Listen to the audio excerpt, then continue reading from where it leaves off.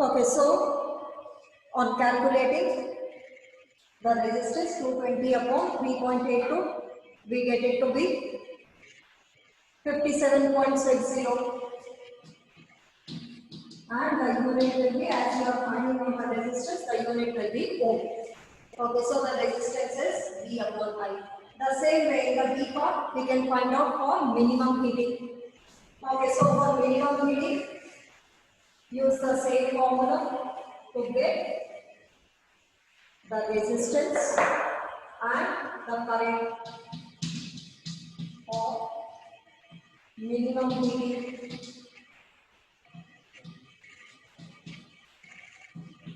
Again use the same formula, P is equal to V into I, so I is equal to power upon V. But for minimum heating, the power is given to be 360 watt and the potential difference voltage source is 220 volt. Okay, so on calculating you get it to be 1.64 ampere.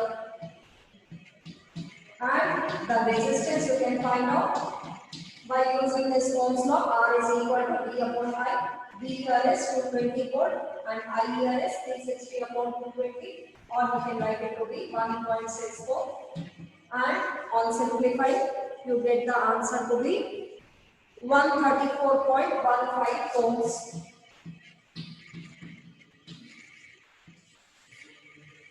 Okay, so for minimum heating, you can see that the current is less and the resistance will be more, okay, as compared to for maximum heating. Okay, then question number 12.11, the next question. 100 joule of heat are produced each second in a 4 ohm resistor. Find the potential difference across the resistor. Okay, example 12.11.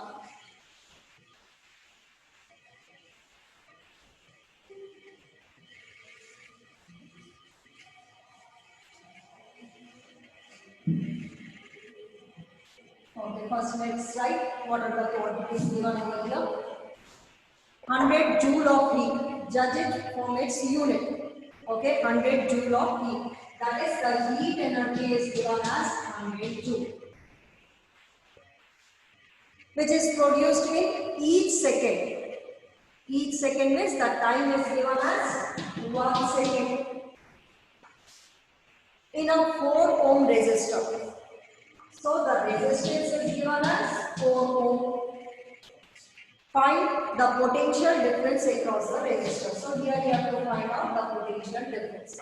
Okay, so you can find out the current and then you can find out the potential difference using Ohm's law.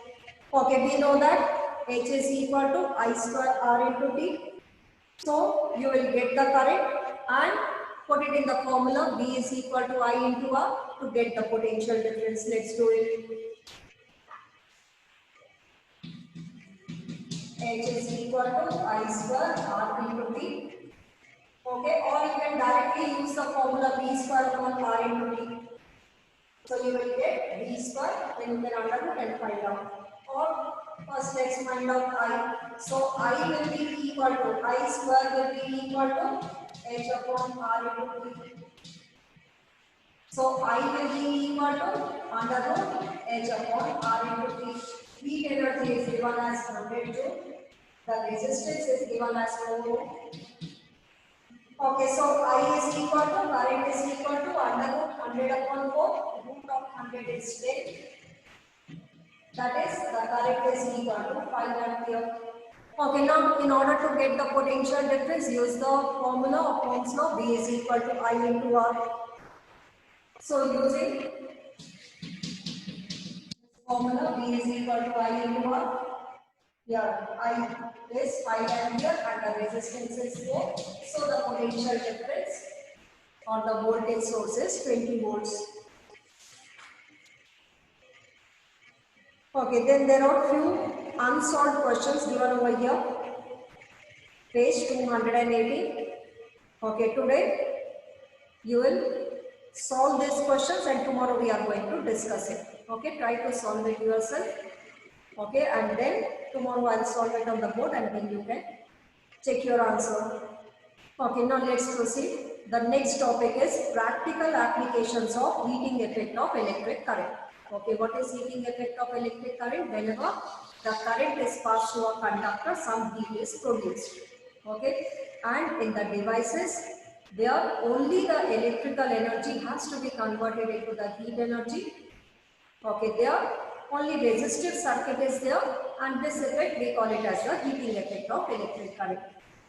The generation of heat in a conductor is inevitable consequence of electric current. In many cases, it is undesirable as it converts useful electrical energy into heat. Okay, so in some devices, the heat energy which is produced is undesirable. Why it is undesirable? Because that electrical energy has to be converted into some useful work. Okay, then some part of the electrical energy will be converted into the heat energy which will be wasted. Okay, so the useful work which is converted will be less. The whole of the electrical energy will not be converted into heat energy, will not be converted into the electrical work. Some part will be converted into the heat energy, so there it is undesirable. Like in electric fan, it is undesirable. Why? Because the electrical work done or the electrical energy has to be converted in mechanical energy. But heat is also produced. Some part of that electrical energy is converted into heat energy. So there it is undesirable. Okay, in many cases it is undesirable as it converts useful electrical energy into heat. In electric circuits, the unavoidable heating can increase the temperature of the components and alter their properties. Okay, so there the temperature will increase and some of the components may get damaged due to that increased temperature. However, heating effect of electric current has many useful applications also. The electric flat iron, electric toaster, electric oven, electric kettle and electric heater are some of the familiar devices based on Joule's law of heating effect. Okay, but in some of the devices where the whole of the electrical work done or whole of the electrical energy has to be converted into heat energy, like in the heating devices, it is useful over there. Okay, there the Joule's law of heating effect is applicable. The electric heating is also used to produce light as in electric bulb. Okay, in electric bulb, the electrical energy is finally converted into light energy. Here the filament must retain as much of the heat generated as possible so that it gets very hot and it emits light. Okay, so the filament which is there inside the electric bulb, it should be heated so much, that is its temperature should increase so much that it should emit light. Okay, so the electrical energy is converted into heat energy as well into light energy. Okay, so here the filament must retain as much of the heat energy as it is possible so that it gets very hot and starts emitting light. It must not melt at very high temperatures. Now the temperature becomes very high, it's glowing. The temperature is very, very high. Okay, the material which is chosen for the filament should be such that it should not melt. So what should be the characteristic property of that filament? It should not melt at high temperature. That is, it should have a very high melting point. A strong metal with a high melting point, such as tungsten, whose melting point is 3380 degrees Celsius, is used for making bulb filaments. The filament should be thermally isolated as much as possible using insulating support. Okay, so what should be the first characteristic of that filament? Its melting point should be very high. Why? Because when the electric current flows through it, the electrical energy will be converted into heat energy and its temperature should rise so much that it should emit light. Okay, and it should not melt also, so its melting point should be very high. So which material is generally used? It is tungsten because its melting point is 3380 degrees Celsius. It's very, very high. Okay, also the filament should be thermally isolated as much as possible using insulating support. Okay, and also this filament should be thermally isolated. If you have seen an electric bulb, Okay, there are two insulating supports like this over which this filament, which is made up of tungsten, is supported. Okay, the bulbs are usually filled with chemically inactive nitrogen and argon gases to prolong the life of the filament.